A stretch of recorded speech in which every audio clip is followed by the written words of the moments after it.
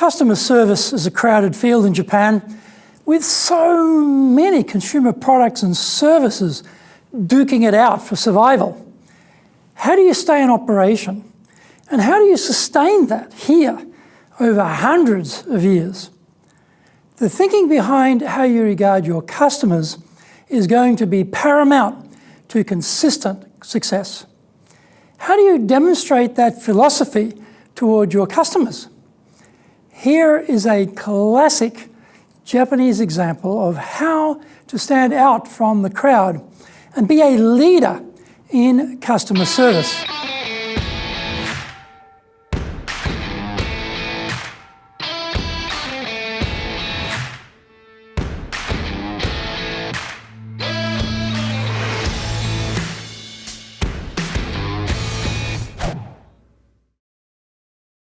Welcome back to this weekly edition every Tuesday of the Cutting Edge Japan Business Show.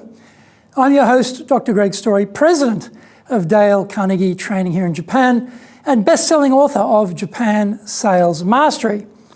We are bringing the show to you from our High Performance Center here in Akasaka in Minato-ku, the business center of Tokyo. Why the cutting edge? In this show, we are looking at the critical areas for success in business in Japan. We want to help advance everyone's thinking so that we can all be at the forefront, the cutting edge of how to do business and how to flourish here in this market. Before we get into this week's topic, here is what caught my attention lately. Japan's agricultural workforce has shrunk by 50% in the last 10 years. In 2007, there were 3.12 million farm workers. The shortage of workers is a result of the aging of the farmer population. In 2017, it had become 1.81 million. The solution? Robots. The Toraja University of Technology has created a 1-meter-high hand-cart type robot equipped with 3 cameras and 2 infrared radar devices to follow flower pickers, pick up the flowers and deliver them to designated collection points. They are extending the scope to picking fruit and vegetables and delivering components in factories. This is episode number 43, and we are talking about old school Japanese service. それでは行きましょう. So let's get going. I'm sure you've seen notices explaining that this location is going to close while the building is being reconstructed and that it will reopen at a specified day in the future. Given the increasingly stringent earthquake code here in Japan, in Tokyo, we are seeing many businesses opting to rebuild their premises. One notice, however, has become much talked about amongst Japanese retailers. Toraya are a famous traditional Japanese sweets manufacturer and retailer. Mr. Mitsuhiro Kurokawa is the 17th generation of his family to lead the business, and his "We Are Rebuilding" notice is considered outstanding, even in a country where omotenashi, or exceptional customer service, is renowned. Most such notices tell facts, supply relevant data, and provide the obligatory greeting about serving us again when they reopen. Kurokawa-san did all of that and much more.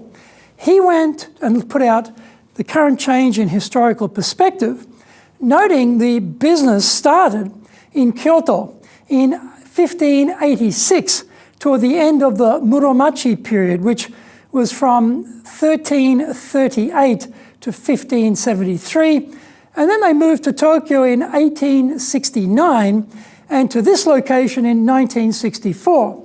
By doing this, he is assuring us of their long traditions, longevity, and capacity to change with the times when needed.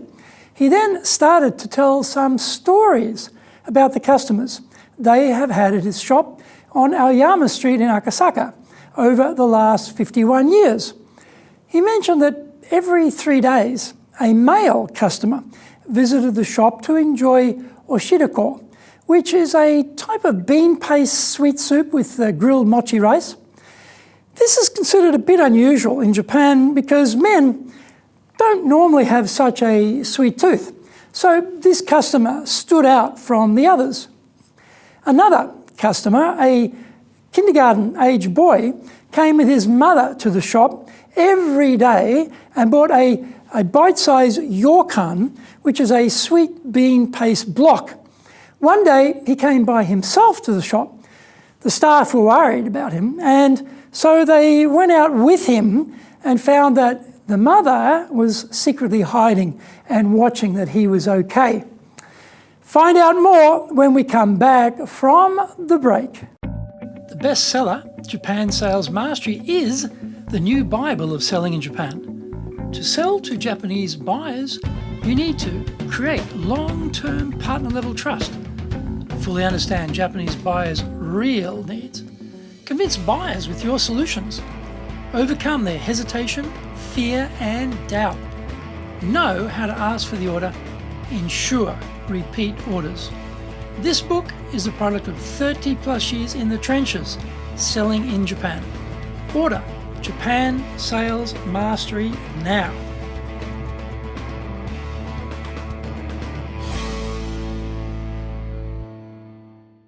A 100-year-old lady regularly came by wheelchair to the shop. She later became hospitalized and her family came to buy namagashi, which are a fresh Japanese sweet, and higashi, a dried sugar sweet, to take to the hospital for her. Even after she couldn't eat anything anymore, they found if they crushed the dried sugar sweet, she could still enjoy it. He mentioned that he couldn't include all of the episodes they have shared over these 51 years with their customers, but he said he and the staff keep them one by one in their hearts forever. Telling customer stories is powerful. Kurokawa-san made the customers' experiences come alive, and he linked them to the products they enjoyed. Rather than just a cold statement of the facts, he crafted a statement of love for their customers. The feeling of the notice is that there is a special bond they feel with all of their customers, and even though they won't be open or won't be able to reopen on the site for another 3 years, they won't have forgotten them and look forward to serving them forever. Now, think about it. Are we communicating we feel a special bond with our customers? Often, corporate communications becomes machine-like and wrapped up in what can sound like marketing department dross. Kurokawa-san conveys a lot of heartfelt feelings in his simple notice about the main store being rebuilt. Are we weaving enough customer stories into our communications? I don't mean fake propaganda stories, but real episodes that the reader can visualize in their mind's eye. Kurokawa-san's notice gets attention in Japan because of the sincerity in the message. He's regarded as really epitomizing the spirit of a family that has served customers for 17 generations. Unbelievable. We may not be the 17th generation in our business, but we can bring more heart into the service we provide our customers. We can start right now with the service we provide and how we communicate that service. Let's tell more customer stories. The Cutting Edge Japan Business Show is here to help you succeed in Japan. Subscribe on YouTube, share it with your family, friends, and colleagues. Become a regular. Thank you for watching this episode, and remember to hit the subscribe button. Our website details are on screen now, enjapan.dalecarnegie.com. It is awesome value, so check it out. In episode 44, We are talking about middle managers are your firm's lifeblood. Find out more about that next week. So, yoroshiku onegai itashimasu. Please join me for the next episode of the Cutting Edge Japan Business Show. We are here to help you, and we have only one direction in mind for you and your business, and that is up.